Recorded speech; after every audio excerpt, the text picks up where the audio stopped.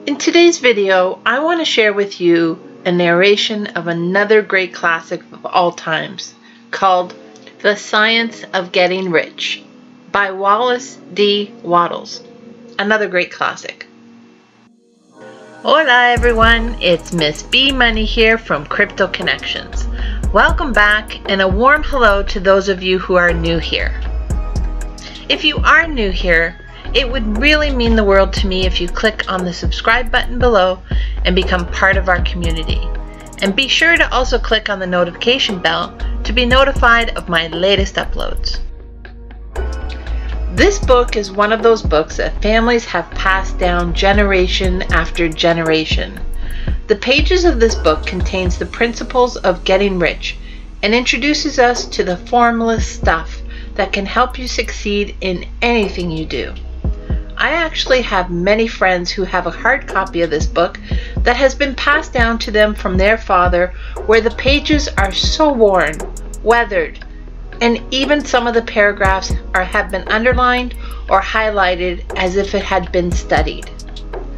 I look forward to the day where women of this world pass down to their sons and daughters, telling them this is the book that made them rich. I will share one chapter each week for the next 17 weeks. It seems long, but this book has literally been life-changing for so many, and I believe it's worth the wait. Please remember that because the age of this classic, take some of the words lightly. Man can mean woman or man, and God mentioned throughout this video.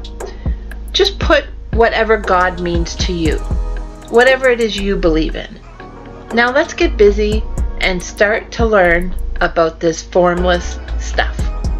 Oh, and before I forget, I have listed the title of each of the videos in the video description box below, so that if over the next few weeks you want to quickly find a chapter and re-review it, it will be easier to do so because of the agenda or the table of contents, let's call it, under the video. Each week, I will add the link to each video as it becomes published so that they're easier to find. Here we go. Have a blessed day, everyone. The Science of Getting Rich by Wallace D. Wattles. Chapter 3. Is opportunity monopolized?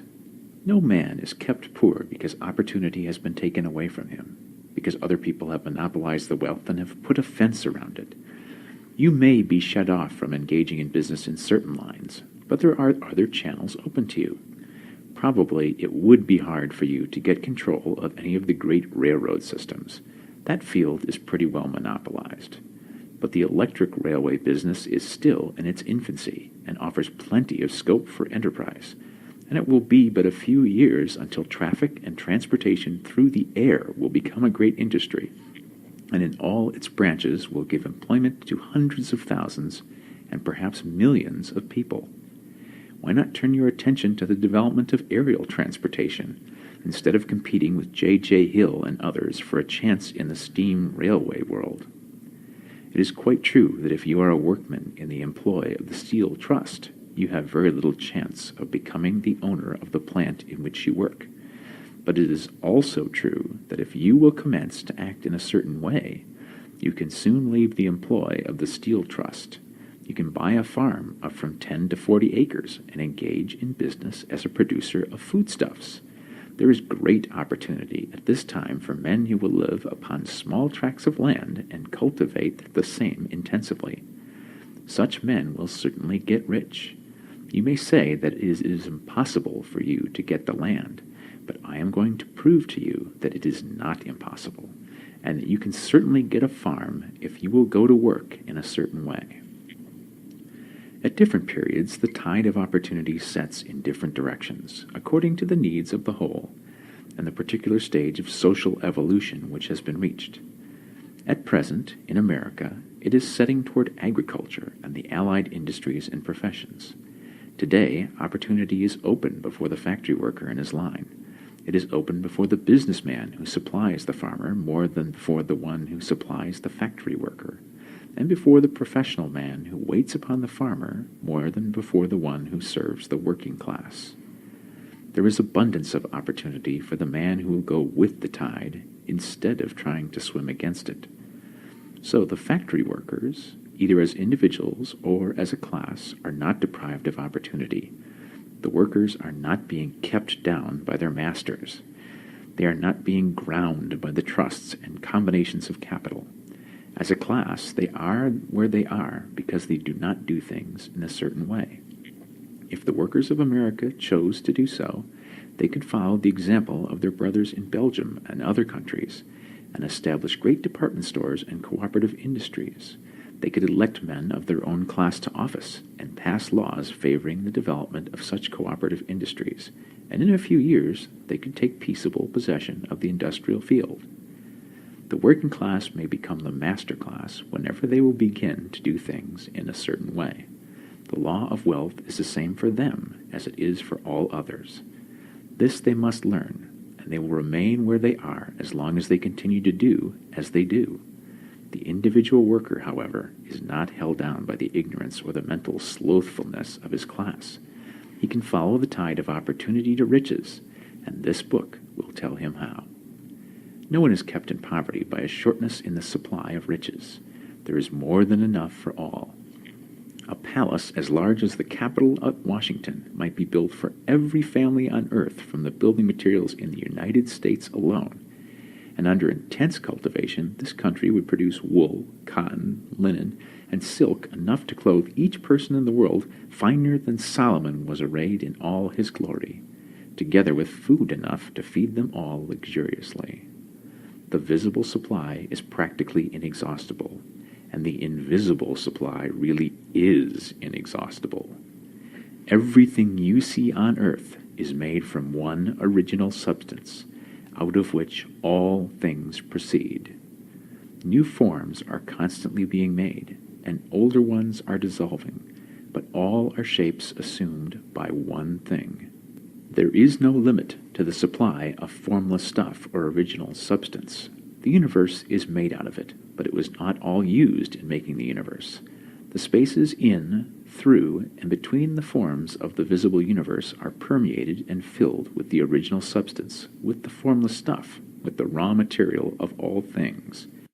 10,000 times as much as has been made might still be made, and even then we should not have exhausted the supply of universal raw material. No man, therefore, is poor because nature is poor, or because there is not enough to go around. Nature is an inexhaustible storehouse of riches. The supply will never run short. Original substance is alive with creative energy and is constantly producing more forms.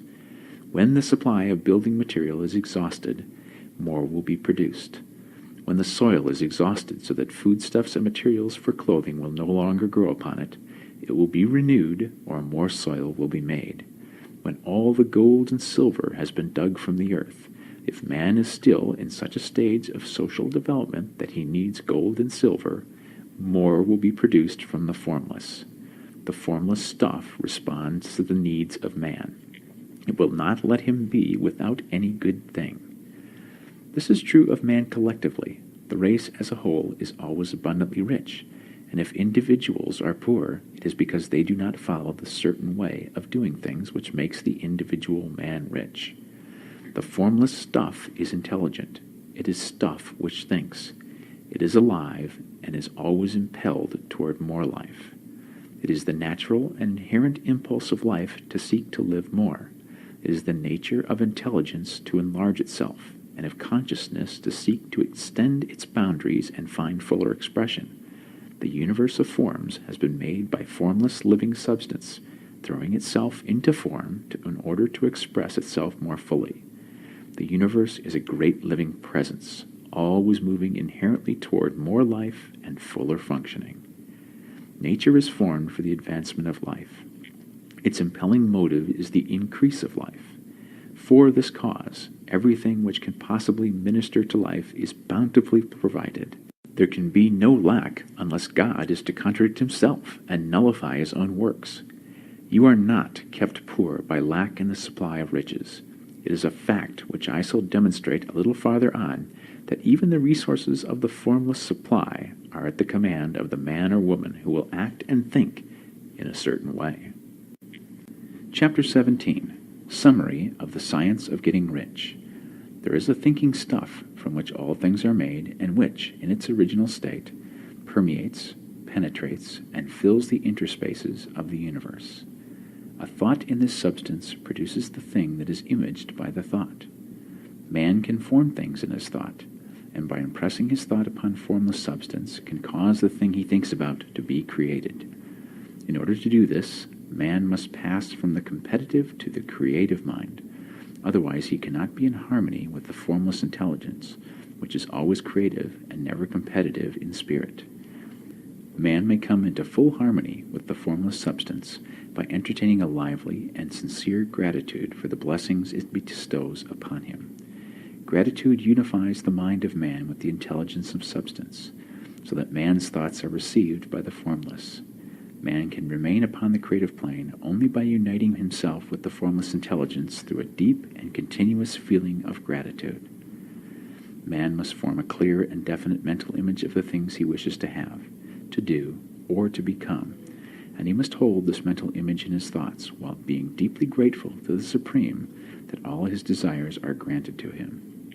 The man who wishes to get rich must spend his leisure hours in contemplating his vision and in earnest thanksgiving that the reality is being given to him. Too much stress cannot be laid on the importance of frequent contemplation of the mental image, coupled with unwavering faith and devout gratitude.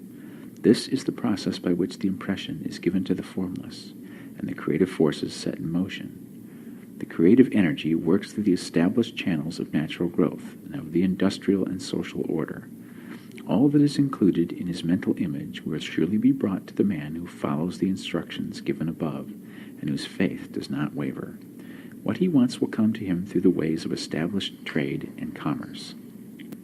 In order to receive his own when it shall come to him, man must be active, and this activity can only consist in more than filling his present place. He must keep in mind the purpose to get rich through the realization of his mental image, and he must do, every day, all that he can do that day, taking care to do each act in a successful manner. He must give to every man a use value in excess of the cash value he receives, so that each transaction makes for more life, and he must so hold the advancing thought that the impression of increase will be communicated to all with whom he comes in contact. The men and women who practice the foregoing instructions will certainly get rich, and the riches they receive will be in exact proportion to the definiteness of their vision, the fixity of their purpose, the steadiness of their faith, and the depth of their gratitude. The end.